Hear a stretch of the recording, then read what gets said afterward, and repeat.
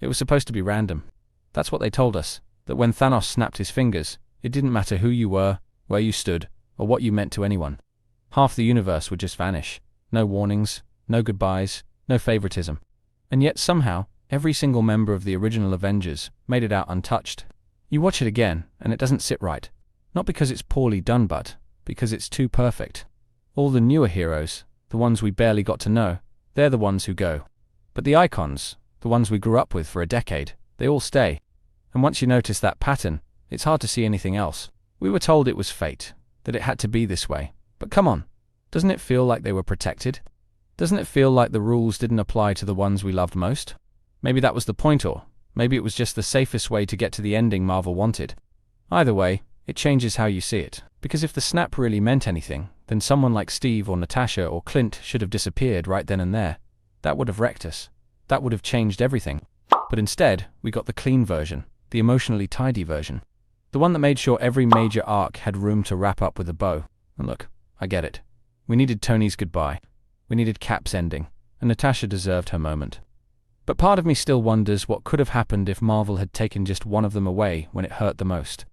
Would we have gotten a more honest story? Or would it have just broken us beyond repair? In this video, we're breaking down exactly why the core 6 Avengers survived the snap.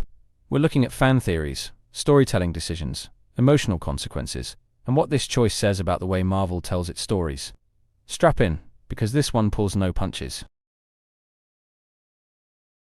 When Thanos snapped his fingers at the end of Infinity War, half the universe vanished instantly, and yet, not one of the original 6 Avengers was taken.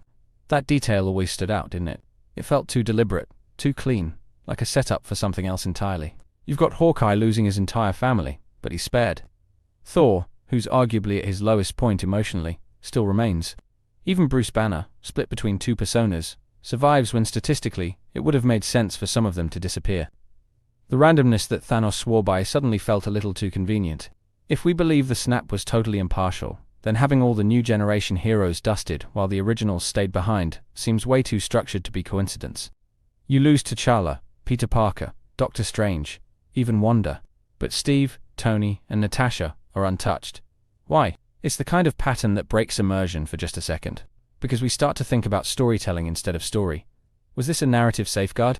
Or was it a strategic decision to leave the emotional, heavy lifting to characters audiences already knew? And once that crack appears, it's hard not to wonder. What if even one of them had been taken? What kind of ripple would that have caused in the emotional arc of Endgame? That's where the deeper questions begin. Let's just call it what it is. Plot armor exists, and in Endgame, it was wrapped around the original Avengers, tighter than vibranium plating. No matter how much Marvel insisted the snap was random, this wasn't random at all. It was narrative insurance. Think about the stakes.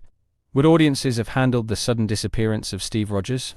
Could the movie even function without Tony Stark to carry the emotional weight of the final act? Maybe not, but that's exactly the problem. It means the stakes were fake. You had the perfect opportunity to shock the audience, to show real unpredictability. Imagine if Clint had vanished instead of his family, or if Thor had gone and left Rocket to find a new team. These would have created bold, unforgettable moments. Instead, they played it safe. And look, I get it, Marvel needed these 6 to stick around to wrap up their arcs.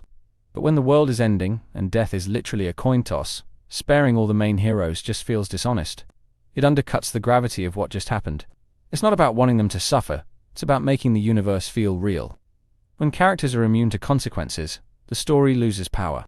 And this was one of the clearest examples of the plot bending around the heroes, instead of the heroes bending to the plot. There was something truly heartbreaking in seeing Peter Parker disappear into Tony's arms. That moment hit hard, but imagine if it was the other way around. If Tony had vanished in front of Peter, leaving him completely alone in space. That kind of reversal could have shattered audiences in a way Marvel never dared to try. It would have shown that even the smartest man in the room couldn't outthink fate. Losing one of the core 6 in Infinity War could have redefined the emotional tone of Endgame. Picture Steve vanishing while holding the line in Wakanda, or Natasha fading away while trying to shield someone else. It would have added depth to their eventual returns, or lack thereof. Those changes might have made their eventual sacrifices feel even more layered, like they were choosing to return to the fight despite what they'd already lost. And think about the impact on the remaining team. If Bruce lost Tony in the snap, maybe he wouldn't have become Smart Hulk. Maybe he would have retreated even further into isolation. Or maybe he would have found a new kind of anger, one rooted in helplessness instead of rage. That kind of development could have made his final arc more dynamic and conflicted. There was a chance to explore grief in a raw, unexpected way. It was bypassed for a clean, symmetrical lineup of survivors. You didn't feel like anything could happen. You felt like the story was setting up a grand reunion all along. That predictability might have been comforting, but it came at the cost of tension. Even just one death could have turned that comfort into shock. But here's the flip side. The original 6 being spared gave us something rare. A chance to watch legends close their own chapters on their own terms. That doesn't happen often in genre storytelling. Most franchises don't get to write their goodbyes. They get cancelled, rushed, or overwritten. But Marvel gave their icons time to breathe before the curtain closed. Tony got to complete his arc from selfish playboy to selfless hero. Steve finally got the rest he never had. Natasha redeemed herself for all the red in her ledger. These stories only landed because they were allowed to finish. It felt like watching modern mythology come full circle. Like everything since 2008 had been building to this moment. It's almost mythic, the way The Last Stand is handled. Like a war council of aging titans, gathering for one final battle. When they stood side by side in Endgame's final moments, you could feel the history etched into every frame. It wasn't just a fight, it was a farewell tour for an era of cinema. And that kind of weight only comes with time. If the snap had taken any of the core 6, we might not have seen such a clear handoff to the next era. Marvel used their survival to create closure and, through that closure, momentum was a relay race, not a free-for-all. And keeping that structure gave weight to what followed. The world needed anchors before it could move on. Think about how Sam got the shield, how Peter got Tony's legacy, how Yelena's arc began in Natasha's absence. These weren't random character beats, they were torch-passing moments designed with intention. Each of them became something new because of what the originals left behind. That's not luck, it's design. Keeping the original 6 alive allowed for their exits to mean something beyond just death. It meant their stories could echo forward, shaping what comes next. They weren't just wiped out, they were remembered, honored, and transformed into mythology for the future heroes to build upon. Legacy works best when it's passed down with purpose. And that's exactly what happened here. The loss hits harder when it happens on the hero's terms.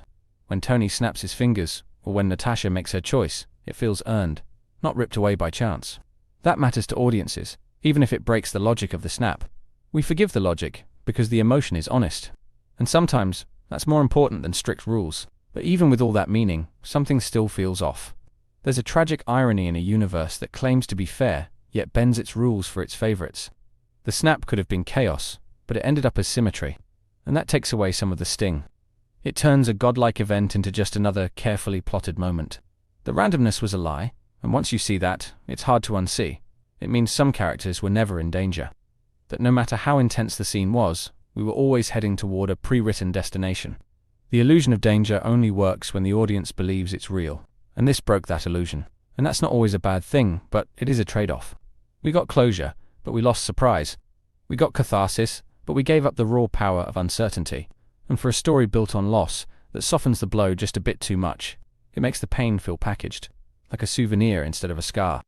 There's a universe where one of the core 6 faded away in Wakanda, and everything changed. Where the story was shaken to its core and rebuilt in a more unpredictable way. We didn't get that universe, we got a safer one.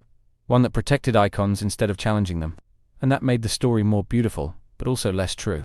In the end, sparing the original Avengers gave us a beautiful ending, but it came at a cost. It cost us some of the chaos, some of the heartbreak, and maybe, just maybe, some of the truth. The choice made sense, but not without consequences. Thank you for watching the whole video. I make videos because of my love for Star Wars and Marvel. I've been asked countless times how I get my subtitles, and I generate them automatically with a tool I built. That same tool can be used here on my website. It's completely free and doesn't require signing up. My website contains the subtitle generator that is perfect for any video. Blogging post, where you can sign up with your email and receive notifications for when I post, and also my 3 channels. Critical Analysis Hub focuses on Star Wars and Marvel movies. Critical Analysis Hub Plus looks at Star Wars and Marvel shows. And Critical Analysis Hub XP centers on video games, like The Last of Us series, Jedi Survivor, and GTA 5. Thank you for being a fan.